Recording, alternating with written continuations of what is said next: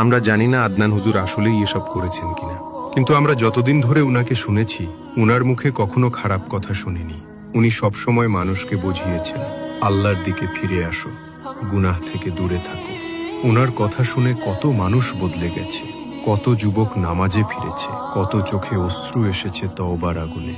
তাহলে এমন একজন মানুষ কিভাবে এমন কিছু করতে পারেন, আমাদের সত্যি বিশ্বাস হয় না।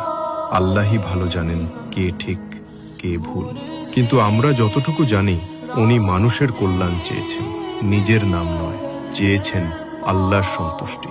কুরআনে আল্লাহ বলেন, নিশ্চয়ই আল্লাহ নিজেই রক্ষা করেন তাদের যারা ঈমান এনেছে।